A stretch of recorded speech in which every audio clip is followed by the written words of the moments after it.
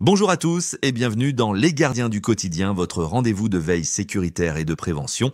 Ce 9 juillet 2025, la violence ordinaire continue de frapper aux quatre coins de la France. Clandestins multi-récidivistes, menaces de mort en pleine rue, agressions gratuites. Dans cette édition, direction Paris, Marseille, Rouen et Bordeaux pour 4 faits divers qui interrogent, inquiètent et appellent à des réponses fermes. À Paris, un homme de 51 ans de nationalité algérienne a été interpellé dans la nuit du 8 au 9 juillet après une spectaculaire course-poursuite sur le périphérique.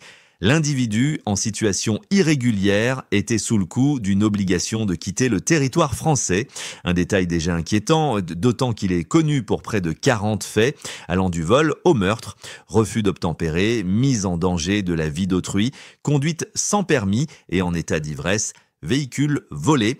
La liste des infractions est aussi longue que préoccupante. Sa fuite s'est achevée par une collision avec un véhicule de la BAC dans le 12e arrondissement. L'homme a tenté de fuir à pied, armé d'un couteau et d'un tournevis.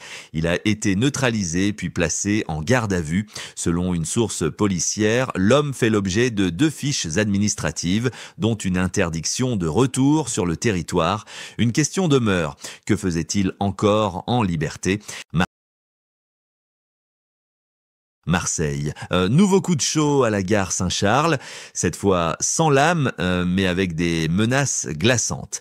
Lundi 7 juillet, en plein cœur de Marseille, un homme de nationalité afghane a été arrêté après avoir proféré des menaces d'égorgement envers des passants. L'individu, âgé de 29 ans, venait d'apprendre le rejet de sa demande de titre de séjour. Selon des témoins, il aurait crié vouloir tuer des femmes françaises et des enfants. Rapidement interpellé par des agents de la sûreté ferroviaire, il n'était pas armé, mais ses propos ont conduit à son placement en garde à vue pour apologie du terrorisme. L'homme, identifié comme Gulzadine Ahmadzai, est désormais entre les mains de la police judiciaire. Menace prise au sérieux, la radicalisation verbale précède-t-elle parfois le passage à l'acte ? De la parole aux actes, à Rouen, c'est un couteau bien réel qu'il a fallu désarmer en pleine étape du Tour de France.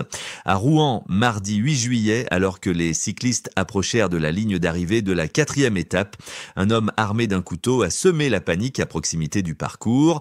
L'individu, connu des services de police et sous fiche de recherche, s'est attaqué aux forces de l'ordre.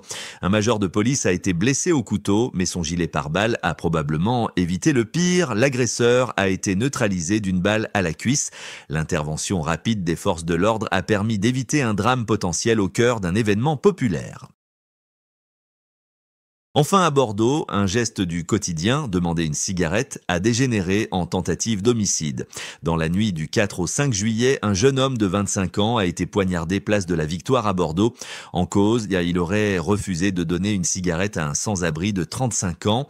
L'agression a été brutale, 2 coups de couteau au thorax et au poignet.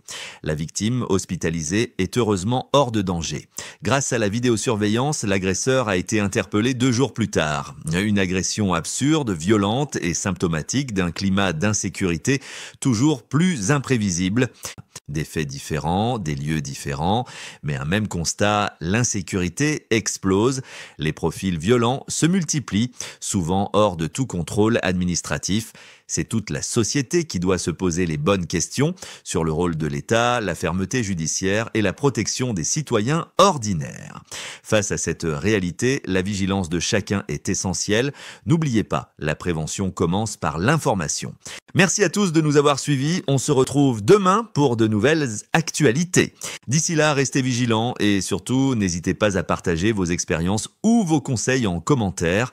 Votre témoignage peut aider d'autres personnes à éviter le pire. Abonnez-vous à la chaîne et rejoignez la communauté des gardiens du quotidien pour ne rien manquer des prochaines alertes, faits divers et conseils de sécurité.